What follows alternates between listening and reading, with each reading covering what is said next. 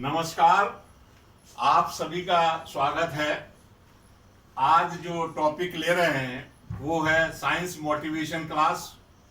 और ये क्लास जो दे रहे हैं वो है राजेश अंकल, यानी राजेश अंकल फिजिक्स क्लास जो है चलने वाली है कुछ दिनों में। उनकी शुरुआत करने से पहले सबसे पहले हम साइंस मोटिवेशन पे बात करना चाहते हैं कि साइंस शब्द से सबको डर लगता है, ज़्यादातर 50% बच्चों को, 50% को। तो साइंस का डर कैसे ख़त्म किया जाए। साइंस में जो खासकर सब्जेक्ट आते हैं जैसे मैथमेटिक्स है, यानी हिंदी में जिसको गणित बोलते हैं, फिजिक्स है, भौतिक विज्ञान, केमिस्ट्री, रसायन विज्ञान, बायोलॉजी, ये सभी सब्जेक्ट से बच्चों को डरना नहीं चाहिए। साइंस को पढ़ने के लिए एक ही फॉर्मूला है कि कड़ी मेहनत करें, यानी सबसे बड़ी चीज है वर्क हार्ड। वर्क हार्ड जो है सबसे बड़ा फॉर्मूला है। अगर बच्चा मेहनत करता है तो साइंस को बिल्कुल सबसे इजी सब्जेक्ट की तरह पढ़ सकता है, क्योंकि साइंस में हर सब्जेक्ट के लिए समय चाहिए। तो करीब करीब जैसे बच्चों की 9th क्लास से 12th क्लास की एज जो है बहुत क्रिटिकल एज मानी गई है, और वो लाइफ में कैरियर डिसाइड करती है।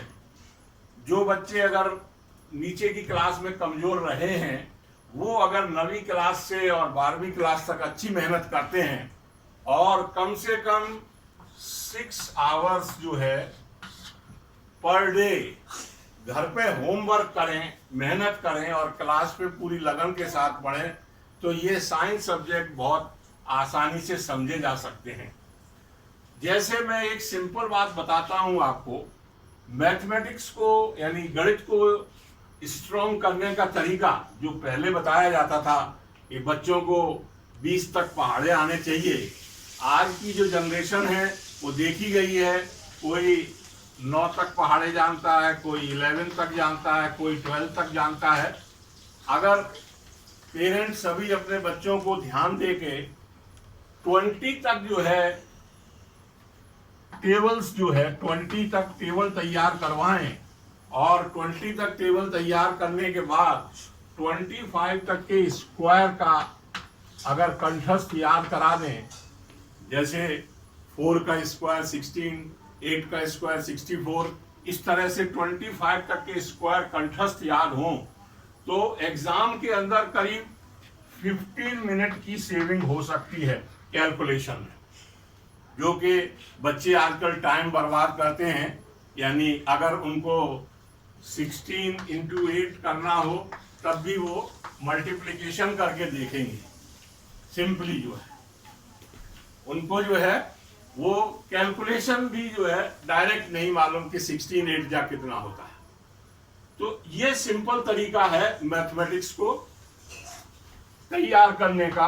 और मैथमेटिक्स साइंस का कोई भी सब्जेक्ट आप ले लें, चाहे मैथमेटिक्स ले लें, फिजिक्स ले लें या केमिस्ट्री ले लें, इन सभी सब्जेक्ट के लिए चाहिए सबसे पहले कि बच्चा क्लास के अंदर बहुत कंसंट्रेशन रखे और कोशिश करे कि जो विषय उसको पढ़ाया जाना है उसको घर पे बिल्कुल रफली पढ़ के जाए, चाहे उसके समझ में आए या ना आए, उस चीज को रफली पढ़ ले और फिर क्लास में टीचर को समझे, और टीचर को समझने के बाद घर पे 2 घंटे जो है पर डे सब्जेक्ट कम से कम 2 आवर्स दे, तो इन सब्जेक्ट पे आसानी से कब्जा पाया जा सकता है और बहुत ही अच्छे मार्क्स आ सकते हैं। ये मैं आपको अपना करीब करीब 20 साल पुराना अनुभव बता रहा हूँ। करीब 20 साल से मैंने बच्चे कोचिंग की है, बच्चों को पढ़ाया है, बच्चों को समझाया है। मेहनत ही सबसे ज़्यादा जो है फायदा देती है। और 2-3 अच्छी बातें बताऊंगा आपको, जैसे कि एग्जाम का डर। एग्जाम में कभी भी बच्चों को बिल्कुल एग्जाम से पहले कोई रिवीजन की तैयारी नहीं करनी चाहिए, सब कुछ प्रिपरेशन पहले से कर लेनी चाहिए। बिल्कुल एग्जाम के दिन इजी रहना चाहिए। और सबसे अच्छी बात बताऊं, जिन बच्चों का मैथमेटिक्स कमजोर है उनको सबसे अच्छी बात बताता हूं कि उनकी अक्सर आदत होती है कि वो उसी रात मैथमेटिक्स पढ़ने की कोशिश करते हैं। मैथमेटिक्स या फिजिक्स या कोई भी कैलकुलेटिव सब्जेक्ट है जिसके अंदर कैलकुलेशन है, यानी गुणा भाग करना है आपको, उस सब्जेक्ट में पेरेंट्स और बच्चे ध्यान रखें कि 10 बजे रात में जो है बच्चा सो जाना चाहिए और 10 बजे के बाद कम से कम 6 से 7 घंटे की नींद सोना चाहिए, कंफर्टेबल जोन में होना चाहिए। तो कभी भी कैलकुलेशन की गलतियां नहीं होंगी और बच्चे के बहुत ही अच्छे मार्क्स आएंगे। ये फायदा है सही नींद लेने का।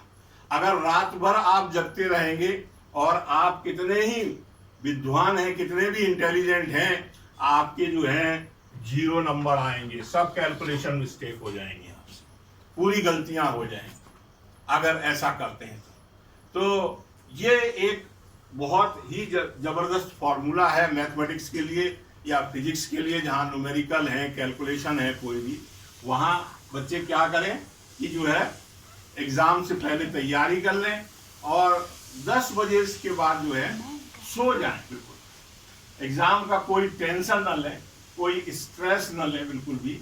एग्जाम जो है, एग्जाम के दिन जो है कृष्ण की गीता को याद करना चाहिए। कृष्ण की गीता में कहा गया है, कृष्ण ने कहा है कि कर्म करिए, आप फल की चिंता मत करिए, फल देना मेरे हाथ में है, उन्होंने कहा है। तो बस कर्म आप करिए, यानी अगर आपने साल भर मेहनत की है, अच्छी पढ़ाई की है, तो आपको अवश्य ही कुछ न कुछ अच्छा फल मिलेगा। और यही शुभकामनाओं के साथ मैं जो है इस लेक्चर को यहाँ पे अंत कर रहा हूँ। नमस्कार। और मैं चाहूँगा आप सभी लोग इसको सब्सक्राइब करें, देखें। जय हिंद, जय भारत।